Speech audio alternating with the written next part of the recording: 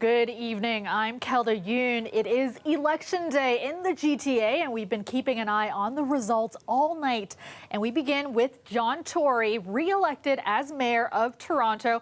Tory cruised to an early victory, winning for a third term, which will give him a chance to make history. He will become Toronto's longest-serving mayor if he remains in office for the full 4 years. Our Ali Chiasson is at the Fairmont Royal York, John Tory's headquarters. Ali, I know things are winding down now, but where do we go from here?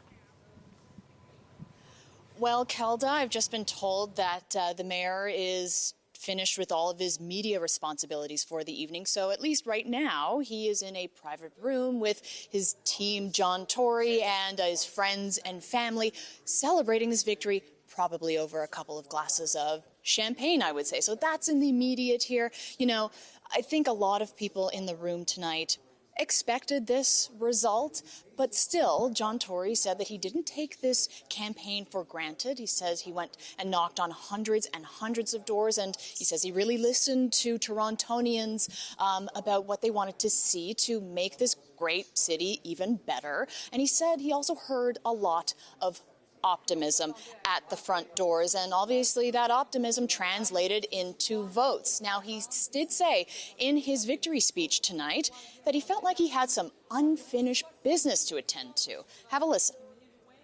We've come so far over the past 8 years, but we have unfinished business that I'm absolutely determined to see through. We've made so much progress on getting transit and housing built and growing our economy. And now we have a strong mandate to continue with that progress. And that is what I asked for, a strong mandate, and that is what I have been given. We're going to work with the provincial and federal governments to keep getting the big things done. We're going to get housing built, much more housing and much more affordable and supportive housing in many more places across our city. We're going to get the $28 billion transit plan built, the Scarborough Subway, the Ontario Line, the Eglinton Crosstown West, the Yonge Street North Extension, and I am determined to make sure that the Eglinton East, Scarborough LRT, and the waterfront transit lines will be moving forward as well during this term of office.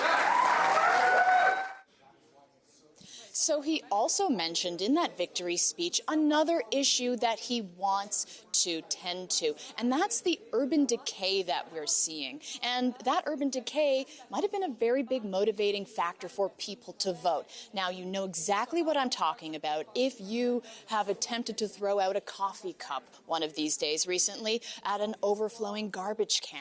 So that kind of urban decay has been on a lot of people's minds, and he says, Toronto, I heard you about that, and it's one of the first things that he will try to tackle. He said even tomorrow morning he is going to start looking at that file. But before that, I think tonight the celebrations continue with his close friends and family and probably a couple of beers. Send it back to you, Kelda.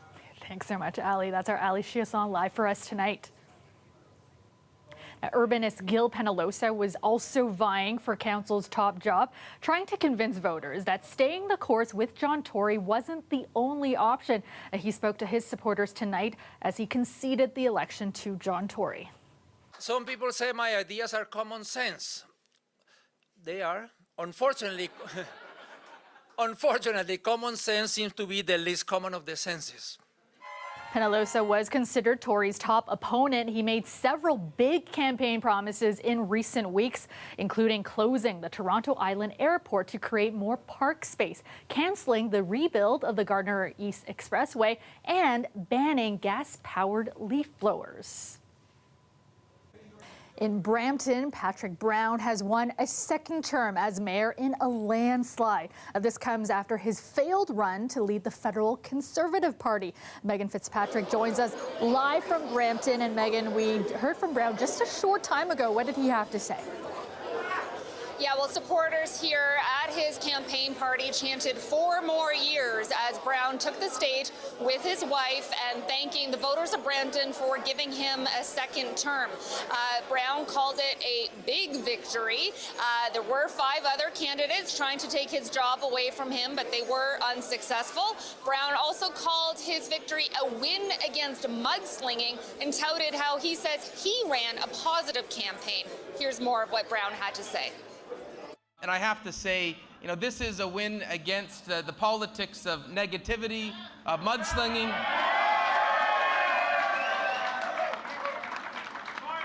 We ran a positive campaign.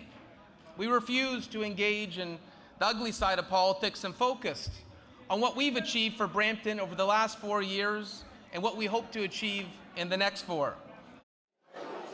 He touted his accomplishments, including, he says, getting funding for healthcare projects in this city, as well as public transit and freezing property taxes. And he vowed to keep fighting for Brampton for the next 4 years. As you mentioned, it was just a few months ago that he was trying to get a different job when he was running for the leadership of the Federal Conservative Party of Canada. He was disqualified from that race in July amid allegations he broke financing rules, allegations he denied. Then he moved on and decided to try and keep his job as mayor.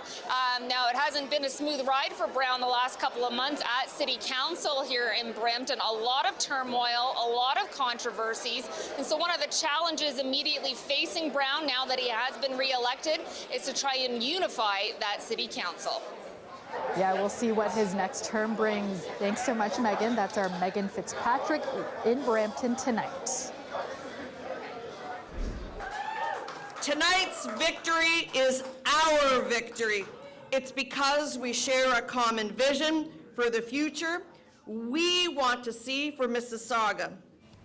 Bonnie Crombie has been re-elected as mayor of Mississauga for a third term. There were a total of 8 candidates in that race. Now, in recent weeks, Crombie renewed her call for the city to separate from Peel Region, dubbing the idea Mexit. She says the city covers 60% of the cost, but has only 50% of the vote in the region it shares with Brampton and Caledon. And this is a look at Andrea Horwath's campaign headquarters in Hamilton tonight. You can see supporters gathering, waiting to see if the former Ontario NDP leader will become Hamilton's next mayor. But they're going to have to wait a little bit longer. Right now, Horwath is in a close battle with Keenan Loomis. She has about a 1,500 vote lead on Loomis, who is a former president and CEO of the Hamilton Chamber of Commerce. And the race for mayor of Vaughan also going down to the wire. This is a look at Stephen Del Duca's headquarters, the former Ontario Liberal leader, hoping to mount a political comeback and replace outgoing Mayor Maurizio Bevilacqua in the city's top job. But Del Duca is in a nail-biter with veteran Vaughan City Councillor Sandra Young Rocco. Right now, he's up by less than 1,000 votes. Now, with 7 incumbent councillors not running in the Toronto election, plus the tragic death of another one last Friday, there are several open ward races we are keeping a close eye on tonight. With more on that, let's bring in Farah Morali. Farah, you've had your eyes locked on the results, a total of 8 open races tonight in the city. We'll touch on those in a second, but first, some tight races are still going on at this hour with some incumbents being challenged. Farah, what are you watching? Yeah, some really interesting races taking shape tonight, Kelda. I want to start in Etobicoke Lakeshore. This is Mark Grimes' ward. He's been on council since 2003, endorsed by Mayor John Tory and a close ally. At this hour, we're seeing Amber Morley edging ahead by 2,000 votes with all but 5 polls reporting. This is a rematch, remember, from 2018, where Morley narrowly lost to Grimes. We can now project Morley will be the new face of Ward 3 on council, a very tight race there. Another incumbent race that's shaping up to be super tight is York South-Weston, where Francis Nunziata, the longest-serving city councillor, has a slight lead on Chiara Padovani, a human rights activist and a social worker. At last count, they were separated by something like 60 votes. Nunziata also a close Tory ally, endorsed by the mayor, just too close to call, and we're going to have to keep an eye on that one. Definitely one to keep an eye on. Now, going back to these open races, 8 in total, what can you tell us about these new faces expected to head to council in these open wards? Yeah, certainly a lot of new faces, Kelda. Let's start with the Etobicoke North. Vincent Crisanti took a commanding lead early in the night. The former city councillor who lost to Michael Ford in 2018 is now poised to return to council. We'll move over to Davenport. This was Anna Bailau's ward, who served on council since 2010. Alejandra Brava ahead by about 13,000 1,000 votes with all but 2 polls reporting. We can now project that she will defeat Tory-backed Grant Gonzalez to head to council. Heading over to Spadina, Fort York, TDSB trustee Asma Malik with about a 3,000 vote lead over April Engelberg. That's with all but 4 polls reporting. We can now say that Malik was poised to be Joe Cressy's successor in Spadina, Fort York. Popping over now to Ward 11, University Rosedale, still appears to be a dead heat between Norm Di Pasquale and former Ontario Environment Commissioner Diane Sachs. We're going to have to keep a close eye on this one, folks, because it is, like the other race, too close to call. Heading over to Toronto Centre, Ward 13, no surprise, Chris Moyse ahead by 4,000 votes. We can now project that he will be the councillor for Ward 10. And hopping over to Ward 16, this is Don Valley East. Longtime councillor Denzelman in Wong's ward, we can now tell you that John Burnside, former city councillor, is projected to return to council on this seat. We'll head over now to Willowdale, Ward 18. Lily Chang appears to have edged out Marcus O'Brien Fair, the former chief of staff of John Fillion, who of course was on council since 1997. That was Marcus O'Brien Fair, but Lily Chang, a new face on council for Ward 18. Finally, Scarborough North. This was, of course, the riding of Cynthia Lai, who tragically passed away last week. Her name was on the ballot, but her votes weren't counted. Of course, Jamal Myers is now projected to be the new face of Ward 23. So, Kelda, lots of new faces, some tight races, lots to keep watching tonight. Thanks so much, Farah. That's our Farmer Alley keeping an eye on the results for us tonight. Now, over the last couple of months, you've seen our Dale Manukta reporting out of CBC Toronto's Jane and Finch Community Bureau, talking to residents about what matters most to them in this election. Well, he's there again for us tonight. And Dale, that community in the heart of Ward 7, Humber River Black Creek, certainly going through a lot of changes right now. Among the top concerns, affordable housing and gentrification driving up costs. Thanks, Kelda. I'm here in the Jane and Finch Mall parking lot. I'm separated by this construction fence. On the other side is construction for the Finch West LRT, and we know that when there's transit infrastructure, in comes the new condo developments and rising property values, and that is driving up rent in this low-income neighborhood. I want to bring in a guest, Wanda McNevin, who has a career in community development, community programming. She's also written 3 books about the Jane and Finch experience, including her last one, By Us, For Us, Activism in Jane and Finch, a working class community. Wanda, obviously housing is top of mind for everybody in this election cycle. What can the city do to best protect legacy tenants and their families? Well, one form of protection would be to ensure that any new buildings that are being built, that a percentage of those units are there for affordable housing or rent geared to income. That has happened in our community in the past. For example, in the Chalk Farm community, Jane and Wilson, where a certain percentage was allocated, and also across the street at San Romano Way, a certain percentage of the tower are rent geared to income folks. The other thing that we really need to be careful about or consideration about is where people are being asked to leave their unit while they upgrade them, and then they move back and they want to increase their rent. There has to be some kind of legislation or better control on that whole issue, and to ensure that people are able to stay in the home for as long as they need to stay in the home. And we know that in Ward 7, Humber River, Black Creek, that Toronto Community Housing has a large inventory. They have over 2,500 units, 7,000 residents. There are 18 TCHC communities in Humber River, Black Creek. So what is working, what's not working? What would you suggest to Toronto Community Housing moving forward? Well, I want to say that you're right. There's a lot of social housing in this neighborhood, and it was not the people that were the problem. It's the way in which it was developed that created the problem. So I would want to say to Toronto Housing that they need to spend more money on the infrastructure and on the maintenance of the current social housing developments. There's a lot of people that live in very bad circumstances, and so a lot more money needs to go into housing. A lot of organizations in the local community are actually working in those neighborhoods and providing programs and supports, propping up what probably social housing ought to be doing a little bit more of. I know they have some programs, but there could be more programs available for the people who are living in social housing. Well, thank you, Wanda. That's Wanda McNevin, the author of By Us, For Us Activism in Jane and Finch, a working class community. There are lots of residents that are concerned about all of the new development causing gentrification in this area, so that will be top of mind going forward. Kelda? And incumbent Anthony Peruza has won the riding of Humber River Black Creek. He's represented the ward since 2018. And this is a live shot of the Toronto skyline tonight after a sunny and warm fall day. We'll take a look at some of the other stories making headlines today, as well as a look at your extended forecast after the break. Stay with us. Welcome back. Time now for a look at some of the other stories making news tonight. Ontario Premier Doug Ford and his former Solicitor General have been summoned to the Emergencies Act inquiry after both refused to appear. The inquiry is looking into the federal government's use of the Emergencies Act in response to the protest convoy that descended on Ottawa and a number of border crossings last winter. Both Ford and Sylvia Jones have been asked by the Commission to appear a number of times. A spokesperson for the Ontario Attorney General's office said the government will be challenging the summons, arguing that Jones and the Premier are covered by parliamentary privilege. A coroner's inquest into the death of 18-year-old Sammy Yatim is set to begin next month. The Toronto teen was shot and killed by police in 2013. A former Toronto police officer, James Forcillo, shot Yatim while the teen was in the middle of a mental health crisis on an empty streetcar.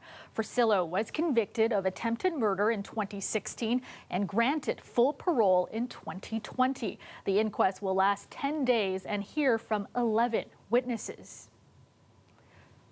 With food prices rising at a rate not seen in more than 40 years, the Federal Competition Bureau is launching a study into the grocery business.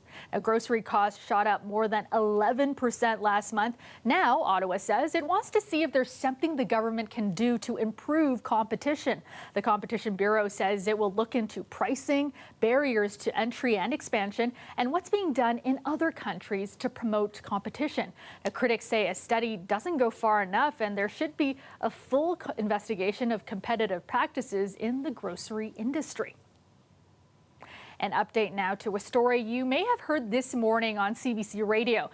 3 of the 8 people CBC Toronto spoke with who paid deposits for solar panels got their money back after CBC contacted the company. Now, Sunwave Incorporated was selling solar panels and installations door to door in the GTA and Alberta. Customers say they took deposits but didn't hold up their end of the contract and ghosted them. As CBC Toronto spoke with half a dozen people who say collectively they were out nearly $70,000. A customer who got a refund shared the news with us earlier. Felt it like I got a gift at Diwali, though it's just my own money. So, but as I was thinking, it's only not the people who reached out to CBC or media. It should be everybody getting their money back, and then this kind of things shouldn't be happening.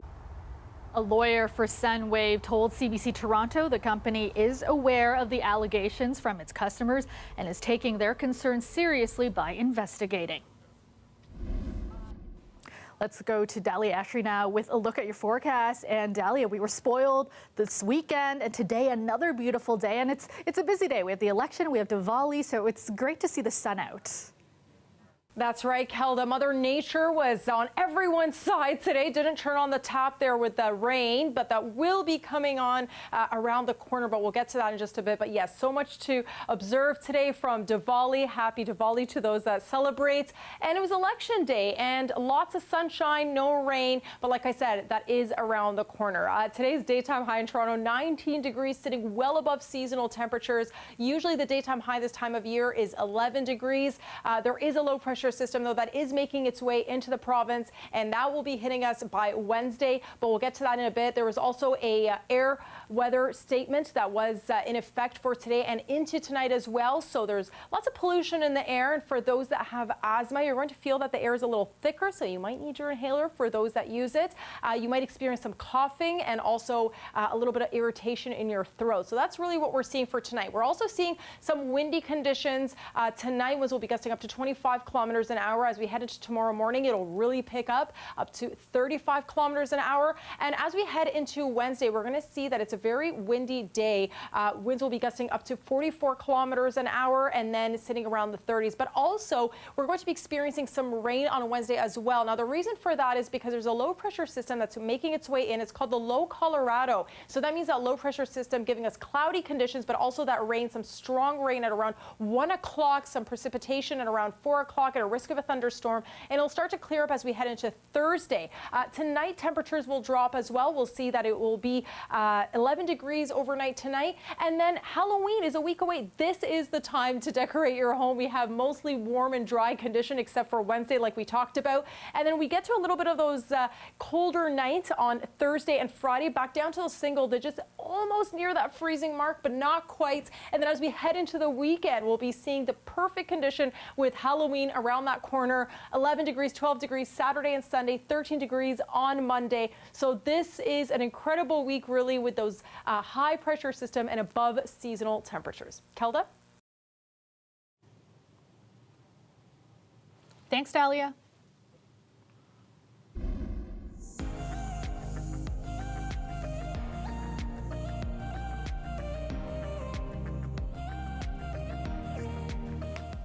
A celebration this afternoon officially recognizing the 2020 appointees to the Order of Ontario. The leadership, the commitment to excellence and innovation, and the community-minded thinking that you have collectively demonstrated can inspire Ontarians in our efforts to build back both bolder and better. The Order of Ontario is the province's highest civilian distinction. Among the inductees, Mike Harris, who served as Ontario's 22nd Premier, and Hazel McCallion, known to many as Hurricane Hazel, Mississauga's longest-serving mayor. Dale Lastman, son of the late Mel Lastman, was also recognized. Today's ceremony saw more than 24 honored with the Order of Ontario.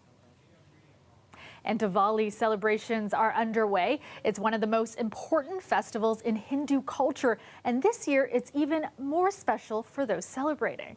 Yeah, so Pramukh Swami Maharaj is our inspirer and our guru, and we are celebrating his 100th birth anniversary this year in November to commemorate his life, his legacy, and all that he's left behind for us. Diwali is known as the Festival of Lights, marking the triumph of a good over evil. Celebrations will go on throughout the GTA for the next 5 days. That's our show for you tonight. Thank you so much for watching. Have a great night.